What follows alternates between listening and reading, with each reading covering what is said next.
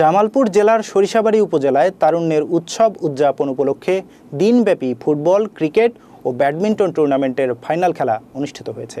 মঙ্গলবার উপজেলা প্রশাসনের আয়োজনে আরামনগর রিয়াজউদ্দিন তালুকদার উচ্চ বিদ্যালয় মাঠে এ ফাইনাল টুর্নামেন্টগুলো অনুষ্ঠিত হয়। অনুষ্ঠানে সভাপতিত্ব করেন সরিষাবাড়ী উপজেলা নির্বাহী কর্মকর্তা অরুণ কৃষ্ণ পাল। বিশেষ অতিথি হিসেবে উপস্থিত ছিলেন উপজেলা সহকারী কমিশনার ভূমি লিজা রিসিল, সাবেক সাতপো ইউনিয়নের চেয়ারম্যান আজিজুল কবির তালুকদার সহ অন্যরা।